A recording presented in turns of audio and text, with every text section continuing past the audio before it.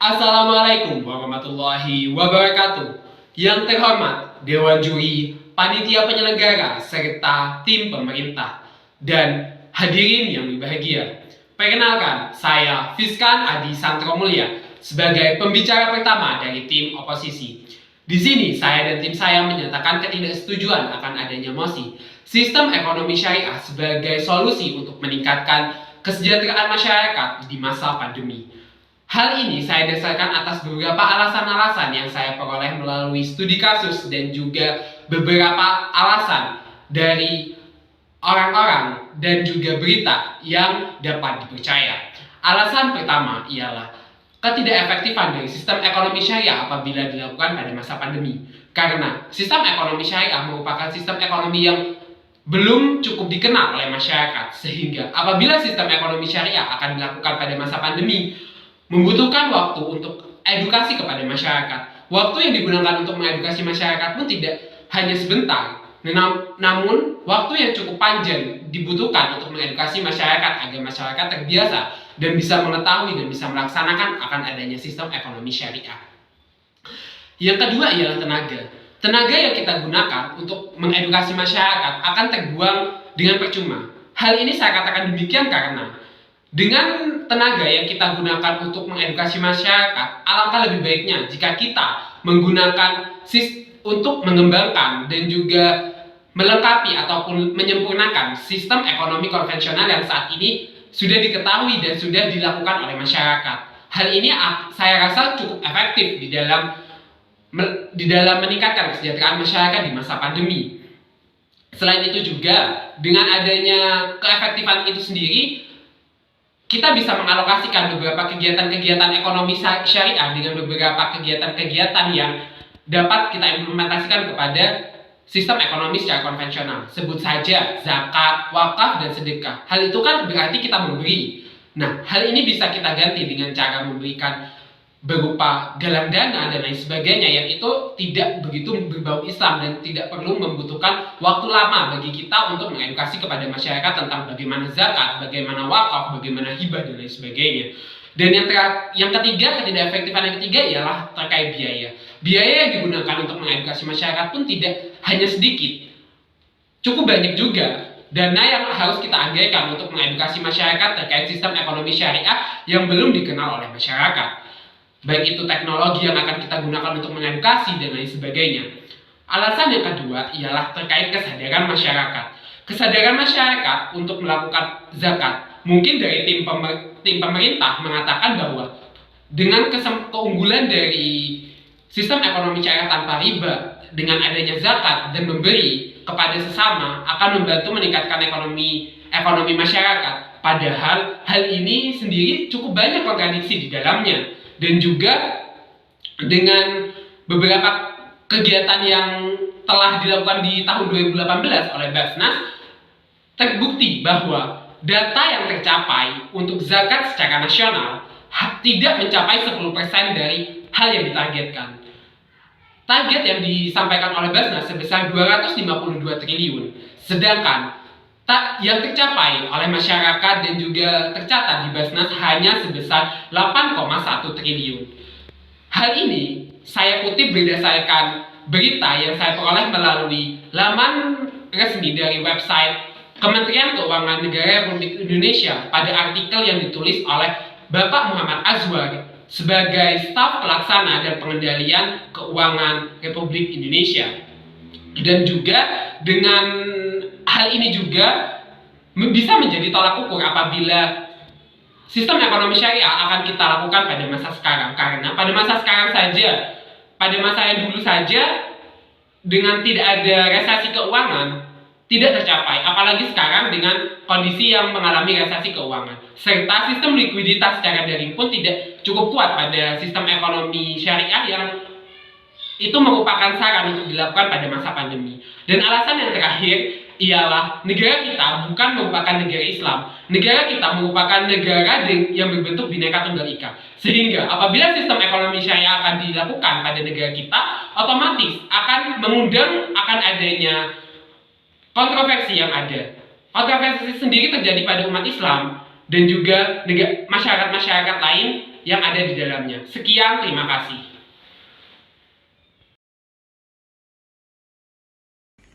Assalamualaikum warahmatullahi wabarakatuh. Saya Janma Salma sebagai pembicara kedua dari tim oposisi.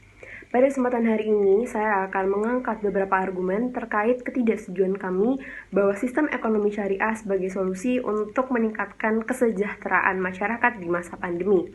Argumen pertama yang akan saya angkat, Dewan Juri yang terhormat, adalah bahwasannya mengubah sistem ekonomi bukanlah cara yang efektif untuk dilaksanakan.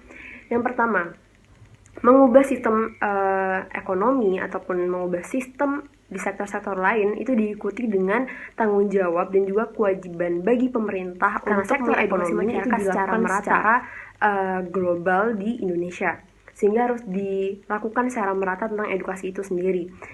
Melakukan edukasi, sosialisasi itu membutuhkan dana yang tidak sedikit, waktu yang banyak, dan juga tenaga yang harus siap. Ketika kita berkaca dari sektor pendidikan, ketika mereka mengubah sistem kurikulum misalnya, mereka membutuhkan waktu yang lama, dana yang banyak, intensitas waktu yang tinggi, dan juga tenaga yang tidak sedikit. Dan kita mengetahui bahwa pada saat ini fokus pemerintah itu banyak sekali diambil persentasenya oleh sektor kesehatan dan juga sektor pendidikan. Dan ketika kita menuntut pemerintah untuk melaksanakan kewajiban mereka untuk mengedukasi masyarakat, ketika kita akan menggunakan sistem ekonomi syariah, ini akan menjadi problematika baru karena pemerintah akan bertambah beban kerjanya, dan dikhawatirkan hal ini akan menjadikan kinerja pemerintah memiliki kualitas yang lebih rendah ataupun menjadi turun kinerjanya. Di sini Dewan Juri yang terhormat, alih-alih kita mengganti ataupun menggunakan sistem ekonomi syariah, akan lebih baik ketika kita memaksimalkan apa yang selama ini ada dan tersedia di sistem ekonomi konvensional yang kita implementasikan di Indonesia ini. Sebenarnya Dewan Juri yang terhormat, istilah-istilah seperti misalnya hibah dan juga infak itu sudah dikenal oleh masyarakat lebih baik dengan istilah-istilah seperti donasi dan juga menyumbang, sehingga di sini kita tidak perlu lagi mengubah sistem ekonomi kita karena kita masih memiliki sumber-sumber ekonomi lainnya yang bisa meningkatkan kesejahteraan masyarakat di masa pandemi seperti donasi, menyumbang, dan juga beberapa sumber pendanaan yang disediakan oleh kementerian terutama untuk pengembangan UMKM dan juga gerakan wirausaha bagi pemuda. Sehingga di sini saya tidak melihat adanya urgensi untuk menggunakan sistem ekonomi syariah untuk meningkatkan kesejahteraan masyarakat di masa pandemi, karena kita masih memiliki sistem ekonomi yang berjalan dengan maksimal dan akan lebih maksimal jika kita memfokuskan di kegiatan-kegiatan yang telah saya sampaikan sebelumnya. Argumentasi yang kedua yang akan saya angkat adalah bahwasannya keberhasilan yang tidak terjamin. Kita mengetahui Dewan terhormat, ketika kita akan bereksperimen di sektor krusial yaitu ekonomi di masa pandemi ini pasti membutuhkan jaminan keberhasilan yang tinggi. Kita mengetahui bahwa pertanyaan masyarakat ketika kita akan menggunakan sistem ekonomi baru adalah apakah sistem ini akan berhasil dan apa jaminannya. Jika kita menilik dari sejarah Dewan terhormat bahwasannya sama ini negara-negara yang menggunakan sistem ekonomi syariah bukanlah negara-negara yang berada di peringkat tertinggi kekuatan ekonomi dunia. Kita mengetahui bahwasannya negara-negara yang menjadi pemegang ekonomi terkuat di dunia itu bukanlah negara-negara yang menggunakan sistem ekonomi syariah, melainkan mereka adalah negara-negara yang menggunakan sistem ekonomi konvensional. Dewan terhormat, hal ini pasti akan meningkatkan kepercayaan masyarakat Indonesia untuk tidak menggunakan sistem ekonomi lain, karena sistem ekonomi konvensional ini memiliki track record yang lebih baik, selain itu memiliki jaminan profit dan keuntungan, serta juga telah diimplementasikan lama dan dinyatakan berhasil dilaksanakan di Indonesia. Hal ini pasti akan membuat masyarakat lebih cenderung untuk memilih sistem ekonomi konvensional yang ada di Indonesia. Oleh itu, Dewan terhormat, sebagai pembicara dua dari tim oposisi, saya menegaskan sekali lagi bahwa kami dari tim oposisi tidak menyetujui bahwa sistem ekonomi syariah merupakan solusi untuk meningkatkan kesejahteraan masyarakat di masa pandemi, karena tidak ada urgensi dan tidak ada jaminan ketika kita melaksanakan hal tersebut akan membawa keberhasilan. Sekian, Terima kasih. Wassalamualaikum warahmatullahi wabarakatuh. Assalamualaikum warahmatullahi wabarakatuh. Nama saya Malika Nurul Hanifah. Saya dari tim oposisi pada mosi kali ini perihal sistem ekonomi syariah sebagai solusi untuk meningkatkan kesejahteraan masyarakat di masa pandemi.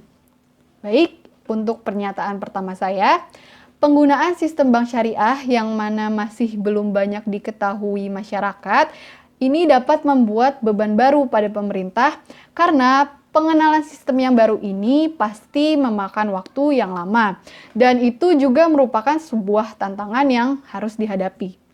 Apabila tetap ingin menjalankan sistem bank syariah seperti yang diterangkan oleh teman saya, Fiskan dan juga Jihan, penyesuaian terhadap apa-apa saja yang akan dilakukan dan bagaimana mekanismenya akan dijalankan jelas membutuhkan penjelasan yang panjang karena banyak sekali aspek-aspek yang akan dibahas dan yang akan diterangkan apabila tetap ingin menggunakan sistem perekonomian syariah ini. Hal ini juga seperti yang diterangkan dalam jurnal Praktek Pembiayaan Bank Syariah dan Problematikanya oleh Amir Mualim. Bapak Amir Mualim menyatakan bahwa terdapat banyak hal-hal yang harus diperhatikan seperti asas-asas jual beli, prinsip pembiayaan lain yang akan digunakan, penyaluran dana, dan lain sebagainya yang membutuhkan waktu yang panjang untuk mengedukasi masyarakat. Dan jelas ini merupakan tantangan yang harus dihadapi. Hal lain juga disebutkan oleh Deputi Gubernur Bank Indonesia, Bapak Dodi Budi Waluyo, lewat konferensi yang disiarkan oleh CNBC Indonesia. Beliau menyatakan bahwa kita bisa melihat banyak tantangan untuk mengembangkan ekonomi dan keuangan syariah. Hal ini karena Indonesia lebih berperan sebagai konsumen di seluruh industri daripada sebagai produsen.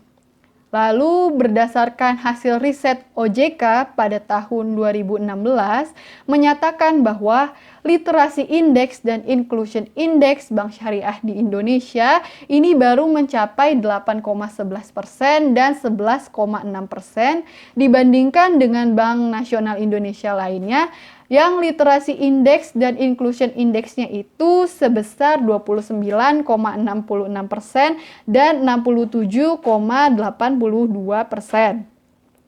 Lalu seperti yang disampaikan oleh teman saya Jihan, terdapat penyaluran berupa hibah dan juga infak. Berkaca pada pendapatnya, dalam realisasi zakat yang termasuk juga dalam konsep ekonomi syariah, perealisasian zakat yang masuk ke Badan Zakat Nasional ini masih jauh dari harapan.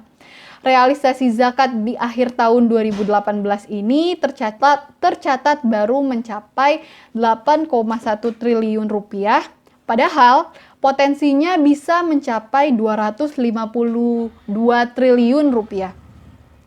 Lalu berpegangan kembali kepada pendapat teman saya, Saudara Fiskan, yang menjelaskan bahwa dalam pelaksanaan sistem bank syariah ini masih rentan terjadi hambatan dan juga miskonsepsi yang mana masih belum ada jaminannya. Hal ini sesuai dengan pernyataan yang dikatakan oleh Ustadz Dr. Erwandi Tarmizi dalam laman pengusahamuslim.com. Beliau menyatakan bahwa masih adanya miskonsepsi dan adanya kesalahan dalam penerapan bank syariah, di mana kesalahan tersebut penerapannya terdapat pada akad jual beli, yaitu masih adanya praktik riba di sana. Karena dalam pelaksanaannya bank memberikan sejumlah uang, bukan sejumlah barang yang disepakati sesuai akad yang dijalankan oleh kedua belah pihak. Berdasarkan hal-hal yang disebutkan di atas dapat memberikan bukti bahwa penerapan ekonomi syariah di Indonesia ini masih belum dapat menjadi solusi dari perekonomian di Indonesia. Karena hal ini masih banyak terdapat miskonsepsi dan masih banyak kesalahan dalam pelaksanaannya. Hal ini jelas menjadi tantangan besar dan juga merupakan PR yang banyak untuk pemerintah apabila pelaksanaan ekonomi syariah ini ingin diterapkan. Sekian pernyataan dari saya, terima kasih. Wassalamualaikum warahmatullahi wabarakatuh. Baik, di sini saya sebagai pembicara terakhir dari tim oposisi akan menyampaikan sedikit kesimpulan dari perdebatan kita pada hari ini. Perdebatan kita pada hari ini membahas mosi terkait sistem ekonomi syariah sebagai solusi untuk meningkatkan kesejahteraan masyarakat di masa pandemi.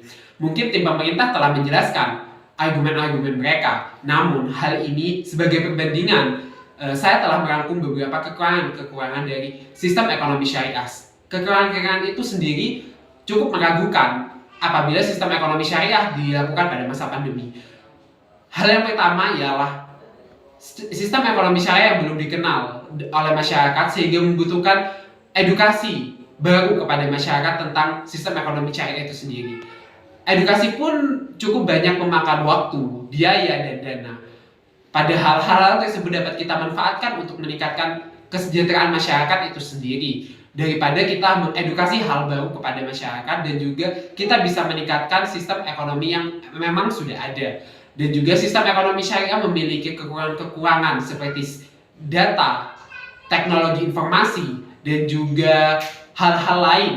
Dan juga dari sistem ekonomi syariah sendiri merupakan sistem ekonomi yang belum bisa kita prediksi akan keberhasilannya. Sedangkan dengan sistem ekonomi secara konvensional kita dapat memprediksi hal-hal positif yang memang hal itu sudah dipelajari dan sudah digunakan oleh negara Indonesia.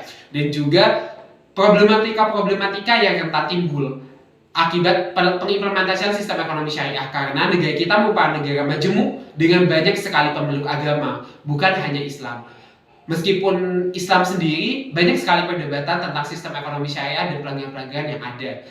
Dan hal ini bisa menimbulkan perpecahan-perpecahan dari negara Indonesia itu sendiri. Dan sebagai solusi untuk kita dan pemerintah ialah kita dapat lebih mengoptimalkan sistem ekonomi konvensional dengan memperbaiki kekurangan-kekurangannya, dan juga kita bisa mengadopsi hal-hal positif dari sistem ekonomi syariah dengan istilah-istilah baru yang lebih bisa diterima oleh masyarakat. Contohnya seperti wakaf, zakat, sedekah, dan lain sebagainya yang memang ada di sistem ekonomi syariah yang mungkin bisa meningkatkan sistem perekonomian masyarakat dengan menggantinya dengan istilah-istilah pada bank ataupun secara sistem ekonomi secara konvensional yang memang lebih familiar di masyarakat seperti galang dana, bantuan sosial, dan lain sebagainya. Hal ini bisa menjadi tolak ukur untuk keberhasilan sistem ekonomi selanjutnya dan lebih menghindari akan adanya problematika yang ada pada masa pandemi. Sekian, terima kasih. Wabillahi taufiq wal hidayah. Wassalamualaikum warahmatullahi wabarakatuh.